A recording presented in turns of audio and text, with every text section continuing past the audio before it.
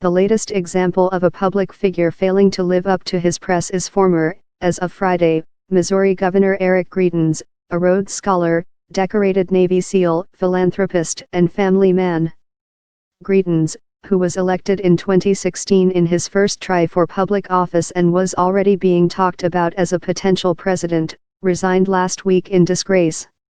He was facing possible impeachment over allegations, which he has denied, that he blackmailed his mistress to keep their affair secret, and, separately, criminal charges related to the financing of his campaign. The campaign finance charges were dropped last week when he announced he was stepping down. Greitens blamed his troubles on, naturally, a witch hunt by his political enemies. That included his fellow Republicans in the legislature, who in fact didn't seem to like him very much, probably because he campaigned as an opponent of the entrenched establishment in state government, in other words, themselves. You can't exactly blame them for taking it personally, considering he ran a campaign ad consisting of 30 seconds of him blasting away with a machine gun. But his downfall is also a cautionary lesson about and for the media. Greitens' failure to live up to his reputation is his own fault, obviously, but does some of the blame rest with those who created that reputation? To say that Charlie Mike glorifies Greitens is like saying God comes off well in the Bible.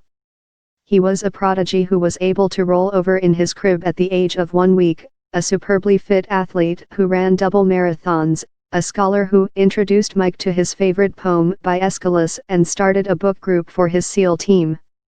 A throwback to a less cynical age, someone intent on living a life of consequence, and at the age of 8 or 9 the sort of kid who actually said he wanted to be President of the United States because I want to help people, he clarified. Klein is a political journalist with a long and impressive resume, including authoring, as anonymous, the Clinton campaign Roman Clef primary colors. We were colleagues at Newsweek in the 1990s. A lifetime of exposure to politicians who give the impression of spending their non-working hours in a closet, waiting for their consultants to let them out and hand them their talking points, breeds cynicism. But also its opposite, a yearning for authenticity, a conviction that virtue can be restored to the republic by candidates who reveal something of themselves, who exhibit sparks of intellectual honesty, emotional authenticity and self-awareness.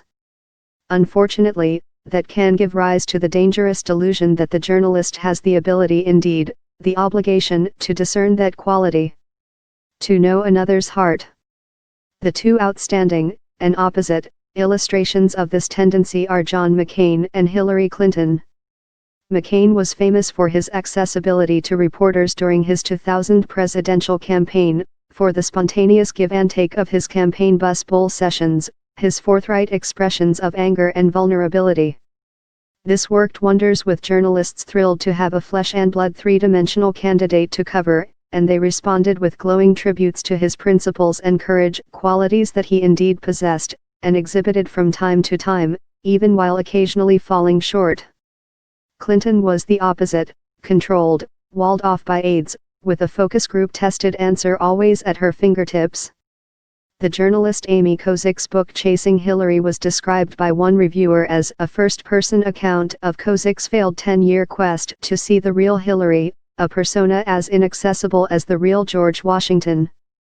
Klein himself was accused, as he put it, of being in the tank for McCain, as well as for George W. Bush and Bill Bradley. Reading his coverage of the 2000 campaign in The New Yorker, and transcripts of his commentary on television, reveals mixed feelings about Bush as a political figure, but affection for him as a decent fellow, a genuinely congenial fellow who even betrayed, from time to time, stray wisps of humanity. In contrast, Klein seemed to hold in disdain Bush's eventual rival, Al Gore, who came across as wooden and arrogant, opportunistic, cold, inhumane, probably pretty smart but not anyone you'd want to have in your kitchen for the next 4 years. History, I'd say, has rendered a verdict on the wisdom of choosing a president on the basis of stray wisps of humanity.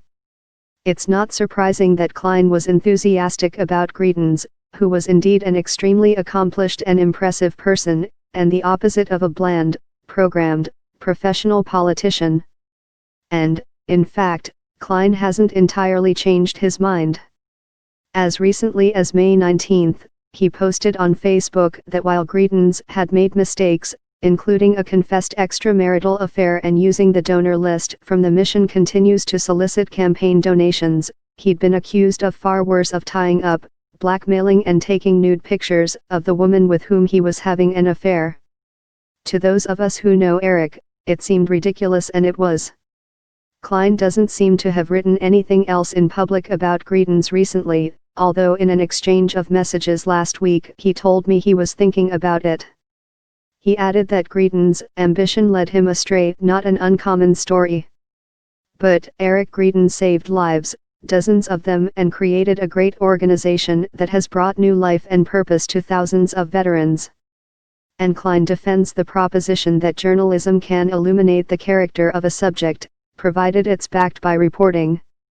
When I said I planned to write something I pretentiously described as a meditation about Greitens, he responded this way: "Hum-sucking meditations making vast judgments about people you've never met is the very worst form of journalism.